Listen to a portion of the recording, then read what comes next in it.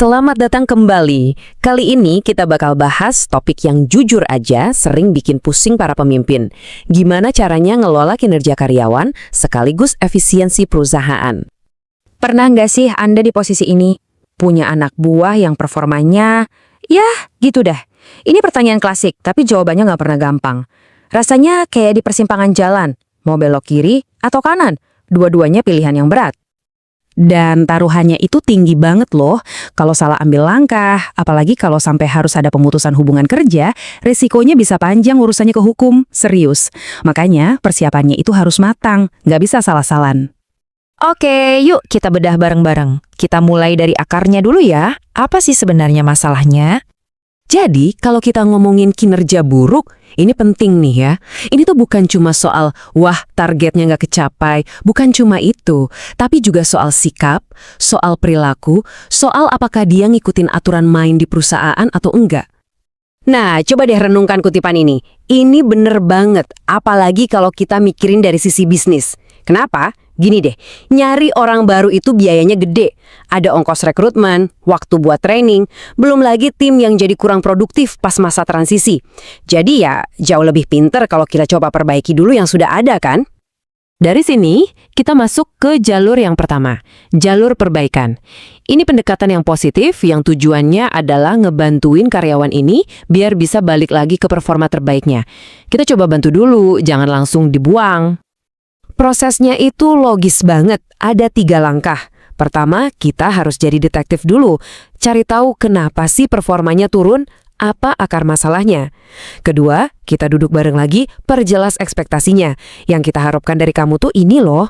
Dan yang ketiga, semua itu kita tuangkan dalam sebuah rencana perbaikan kinerja, atau yang biasa disebut PIP. Kalau ini berhasil, wah bukan cuma satu karyawan yang terselamatkan, tapi moral satu tim bisa ikut naik.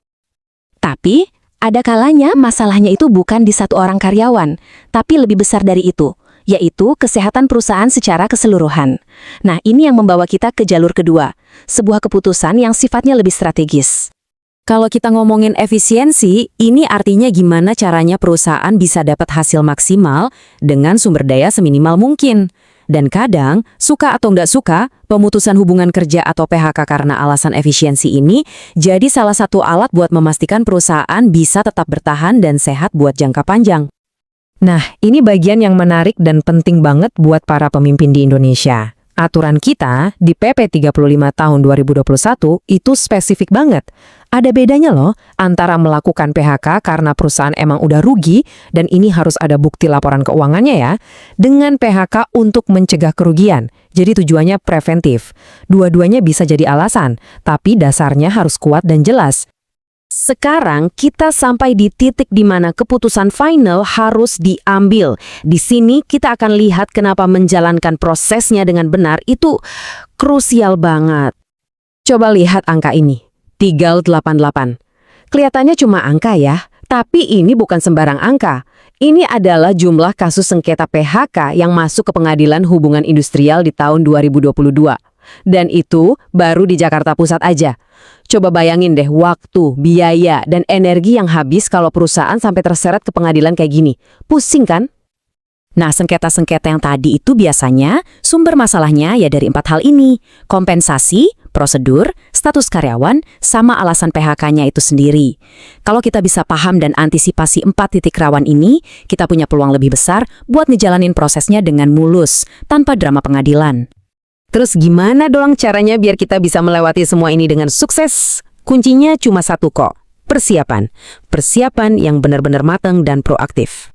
Oke, ini dia 5 kunci suksesnya. Anggap aja ini checklist wajib sebelum ngambil keputusan besar. Pertama, pahami betul kondisi keuangan perusahaan. Kedua, petakan siapa aja yang kena dampak. Ketiga, hitung biayanya dengan akurat. Keempat, kuasai aturannya, terutama PP 35 per 2021 tadi.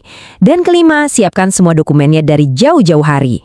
Kalau 5 hal ini beres, prosesnya bakal jauh lebih adil, legal, dan gak bikin pusing di kemudian hari. Jadi, kita balik lagi ke pertanyaan di awal tadi. Mana yang lebih penting, menyelamatkan karyawan atau menyelamatkan perusahaan? Jawabannya, Dua-duanya sama-sama valid.